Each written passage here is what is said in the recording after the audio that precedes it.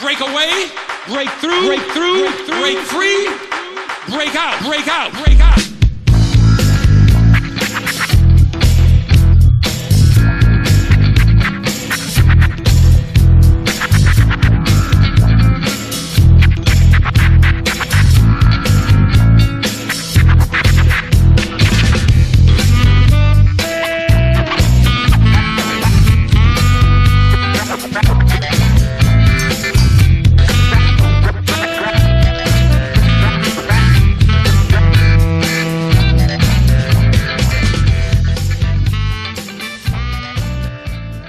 Turn in the New Testament to 2 Corinthians, the 12th chapter, verses 7 through 9.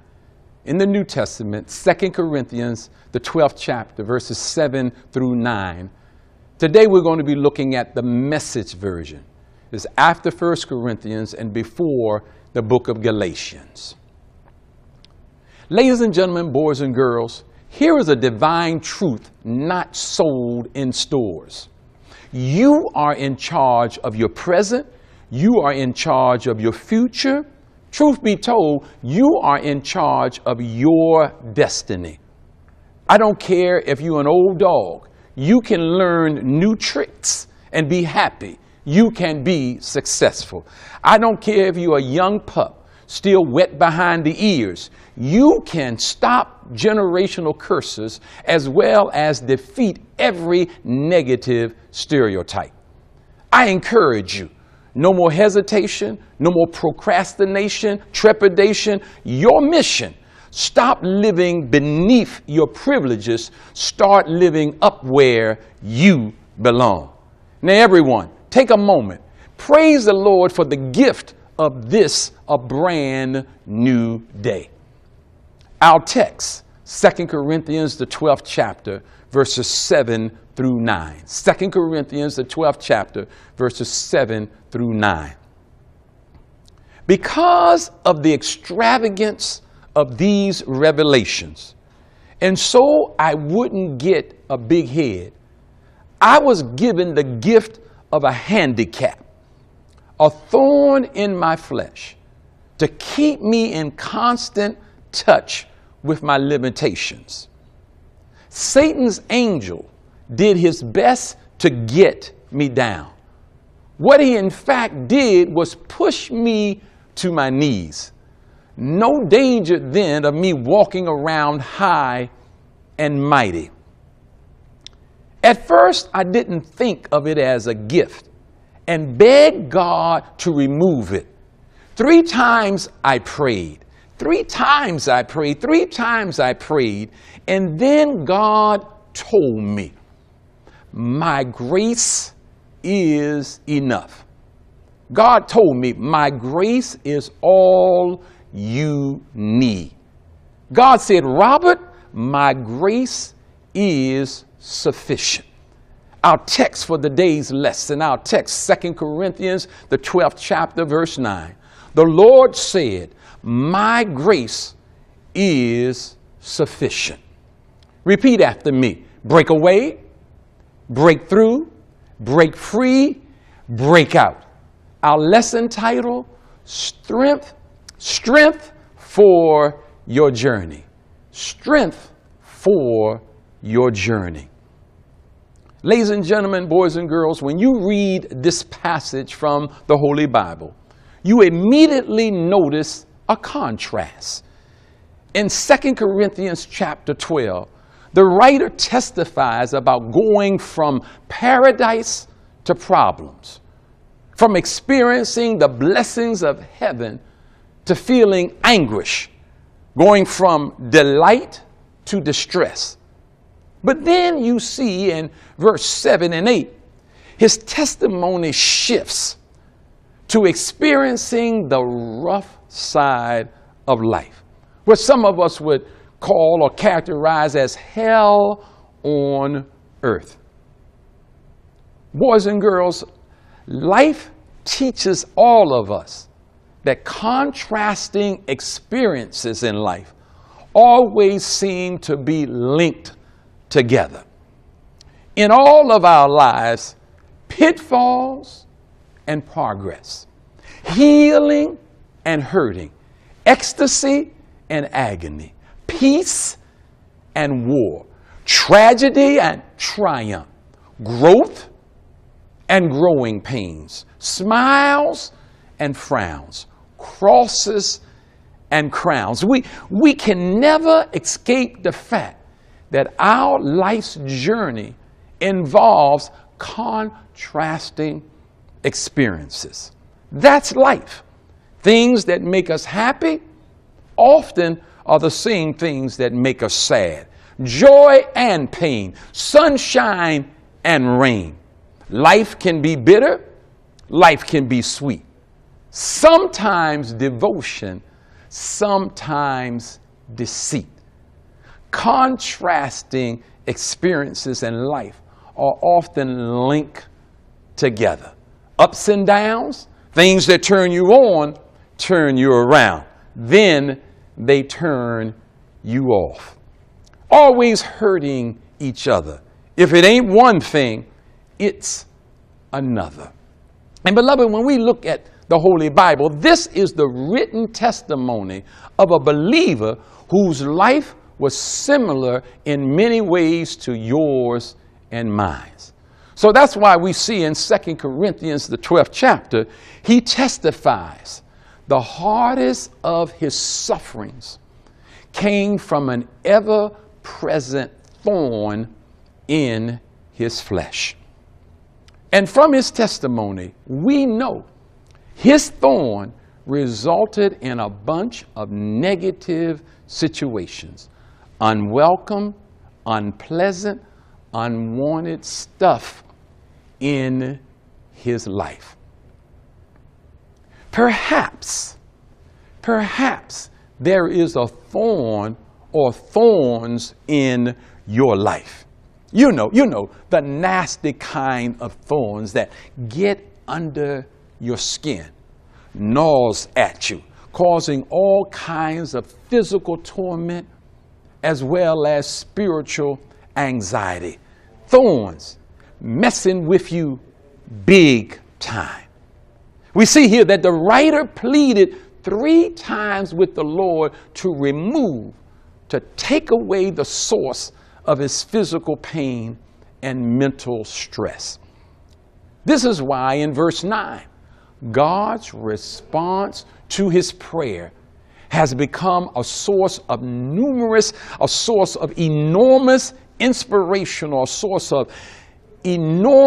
inspirational and tremendous spiritual healing for all of us who have spent endless hours trying to sleep with a broken heart, trying to make it with shattered dreams, trying to press on with vanishing hope under hellacious living conditions.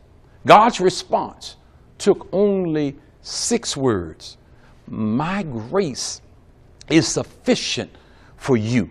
My grace is sufficient for you. And ladies and gentlemen, boys and girls, his grace is all you need. If you're hurting, if you're feeling hopeless, his grace is all you need. If you're dejected, been rejected, discouraged, and downcast, his grace is all you need. If you're feeling overwhelmed, if you're feeling outnumbered, if you're feeling oppressed, God's grace is all you need. When and whenever, where and wherever you need support, you need strength, you need courage, you need joy, you need power, there is a never-ending, more than abundant source of grace available. Never forget, through it all, sunshine and rain, through it all, paradise and prison, through it all, ins and out, victory and defeat, highs and lows, against all odds, God's grace is sufficient. But not only that, how many of you believe that the Lord has so much more in store? How many of you believe that the Lord has so much more in store? His promise for today, His promise for tomorrow, his promise forever is that he gives more grace and more grace and more grace. And then after that, he gives more and more and more grace. Repeat with me: break away, break through, break free, break out. Strength for your journey. No matter the thorn, economic meltdown, negative peer pressure, no matter the thorn, identity crisis, backstabbing, no matter the thorn, there has never been, will never be a shortage of God's grace. Whatever the stuff, heartburn, heartache, heartbreak, heart failure, heart attack, there has never been, no matter the stuff, there's never been a shortage of God's grace. No matter how high the hell, how deep the hell, how wide the hell, how low the hell, no matter the number of hell raisers you are confronted with, I want you to know there has never been, there will never be a shortage of God's grace. Here's a truth you and I must learn. And the quicker we learn this truth, the better off all of us will be. Here's the truth. Here, get it. Listen, we receive most of our blessings through transformation, not substitution. I'll repeat that. We receive most of our blessings through transformation, not substitution. It's interesting. In our text, you'll note that when the believer prayed 3 times for the removal of his thorn, he was in fact praying like many of us do. He was asking God for substitution. Lord, please substitute health in place of sickness. Lord, please substitute deliverance in place of despair. You're praying like most of us do. God, please substitute strength in place of weakness. Please substitute companionship in place of loneliness. Praying like most of us. On many exams during this school year, you're going to hear the prayer, Jesus, please. Jesus, please. So it's going to be over and over. Jesus, please substitute A's and B's in place of D's and F's. And sometimes God does, in fact, answer our prayers that way. He meets our needs by substitution. However, I've lived long enough and I'm a witness that in the majority of instances, God gives us strength for our journey through the power of transformation. Or I'm a witness that 99.99% of the time, God gives us strength for our journey through the power of transformation. You see, the Lord will not always remove the affliction. The Lord will not always remove the stuff. The Lord will not always take away the thorn and replace it with something else. But what he does, or we ought to be excited, what he does is perform in the midst of what we're going through, the hell that we might be catching. What he does in the midst of our anxiety and our perplexity, what he does is to perform the miracle of transformation. Say that, the miracle of transformation. What are you talking about, Robert? Well, he transforms you. He transforms your faith.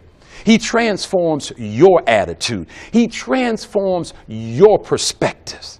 He transforms your cannots into I cans. He transforms your what if I fail into I believe I can fly.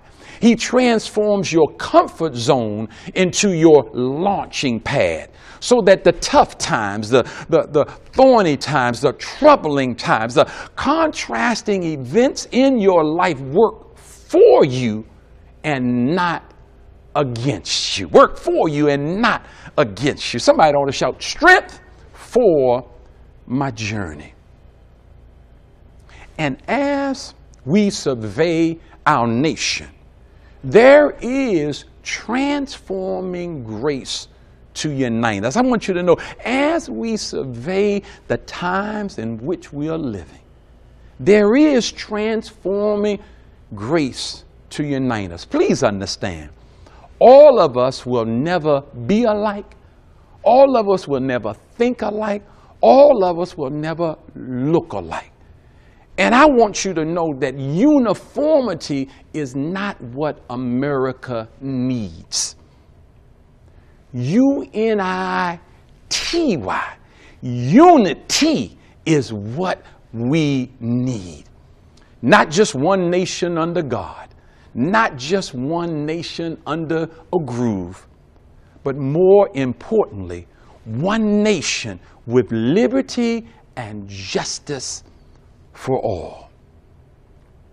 Listen, if you still don't think that racism is a legitimate thorn, if you still don't think that racism is a legitimate concern, well, you go ask Harvard professor Henry Louis Gates, acclaimed author and scholar, who has written an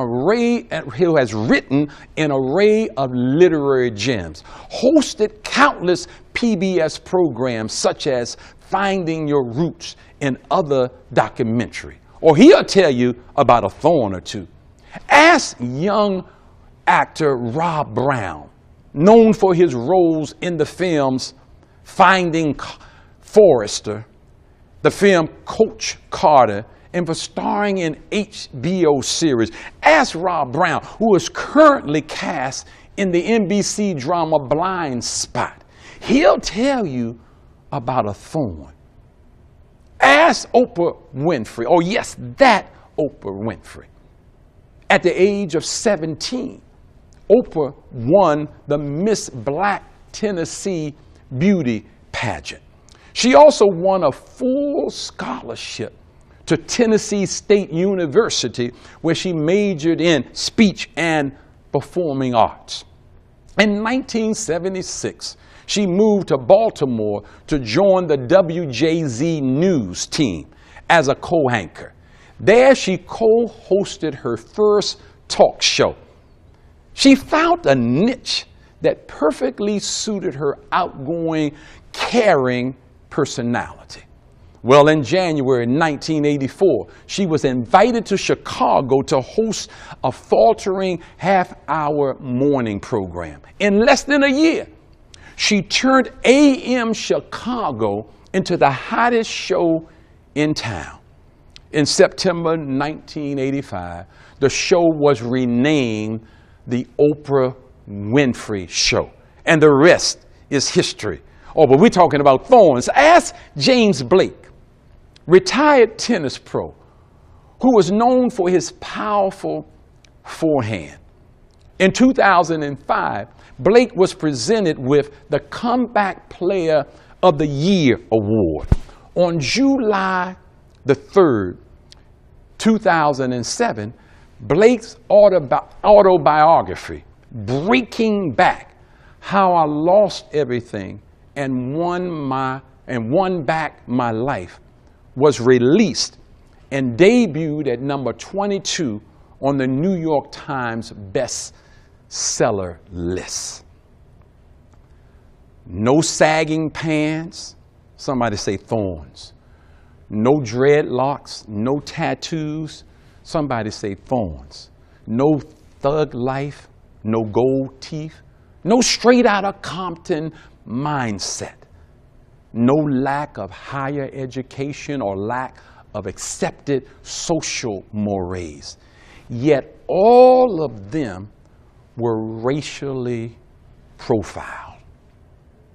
Be warned, What happened after that pool party in McKinney, Texas, contrasted with what hasn't happened to those armed protesters in Burns, Oregon, contrasted to what is happening to an increasing number of students dropping out of school, correlating to the number of our children being hijacked by sex traffickers. All of this could be heading your way. So I ask parents, grandparents, aunts, uncles, who are we waiting on? Oh, I got a news flash, hot off the press here, news flash. Superman, Mighty Mouse, Catwoman, Underdog, the Incredible Hulk are not interested in saving us. Who are we fooling? Only collective, constructive, united action, only consistent, constitutional, political action will lead to real, substantial, lasting change in our nation. Thorns, thorns. As we watch the news, as we read an array of tweets and retweets, we must never forget there will be opposition. There will be obstacles. There will be racism. This is why each of us must be on a mission. Every one of us in every community, committing ourselves to bringing to the lives of others wholeness, deliverance, prosperity, health, and certain unalienable rights. Chief among these are liberty and the pursuit of happiness for all Americans.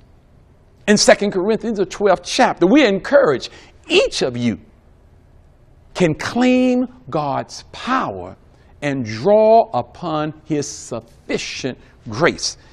Be encouraged, each of us can claim God's power and draw upon his abundant grace, God's transforming grace. Read it for yourself.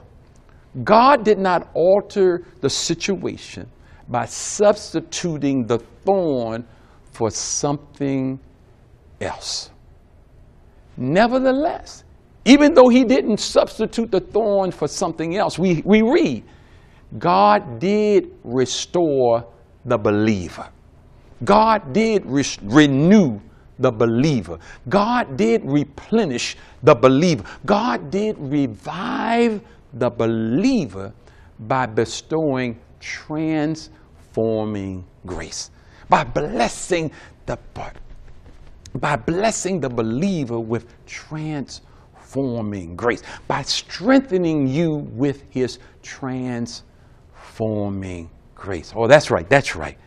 As it relates to you, to your family, your relationships at school, your relationships on your job, as it relates to your emotional and financial well-being.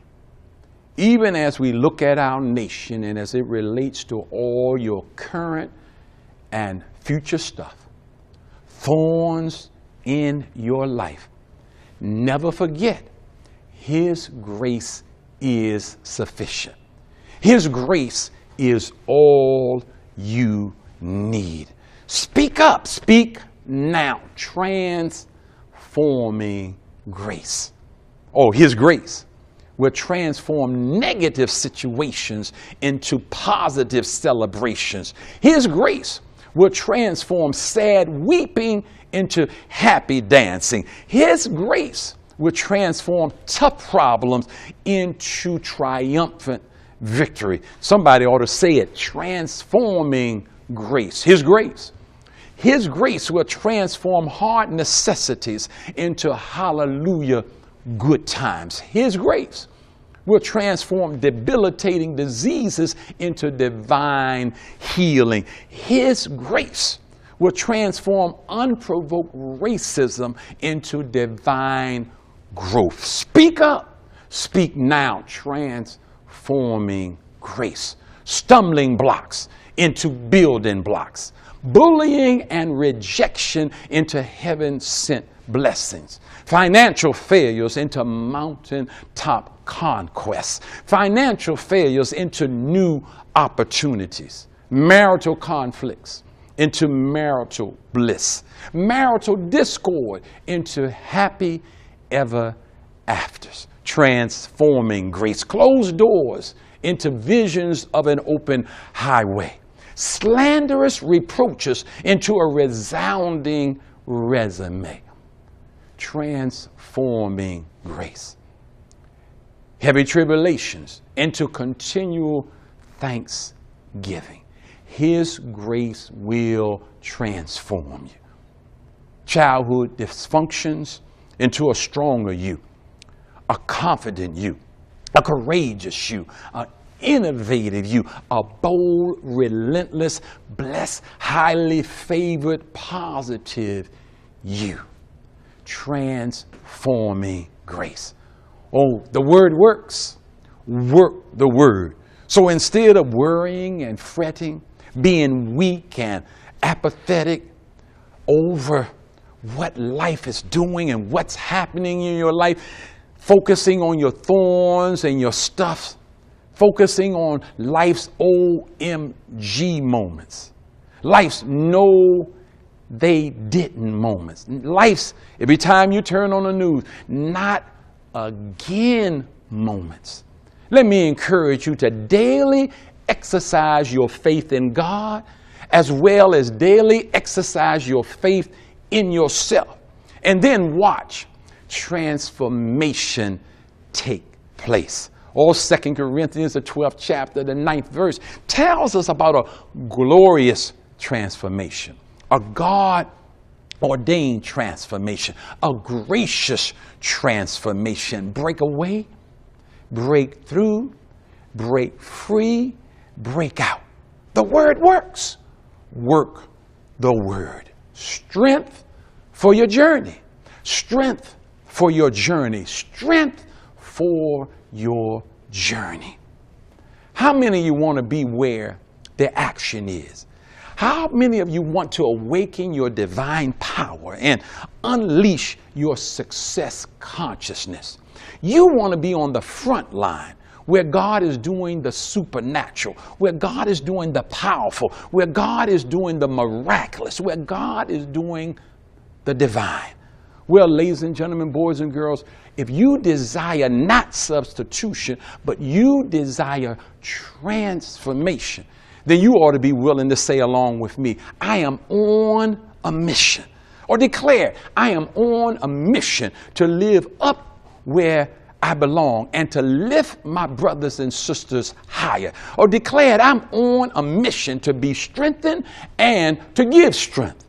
On a mission to reverse every curse and to help everyone. Say it, I'm on a mission to be transformed and to be a transformer. To eliminate all negativity, liability, and volatility. I'm on a mission to be blessed and to be a blessing, to be gifted and to be a giver, to be different and to make a difference. On a mission to mentor our youth and to remind and to recruit my peers. On a mission to share the gospel and to see men and women, boys and girls redeemed, renewed, revived, released. I'm on a mission to do better and to be better. I'm on a mission to believe and to receive. I'm on a mission to give love and to receive love. On a mission to be help and to be helpful.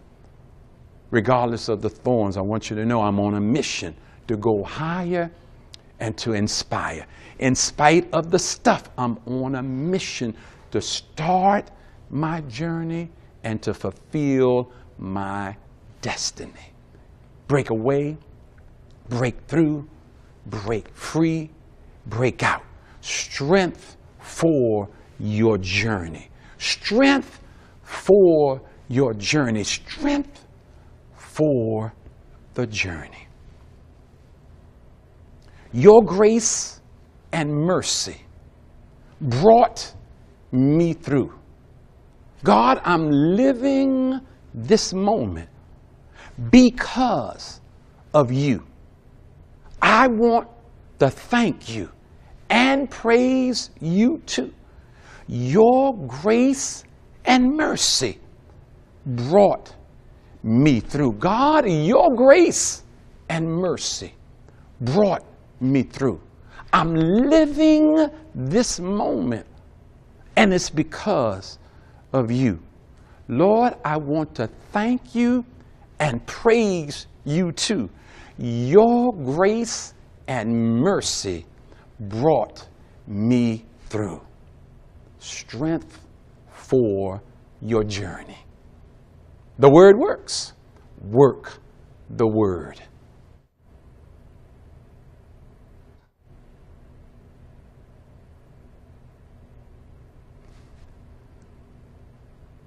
Break away, break through, break free, break out, break out.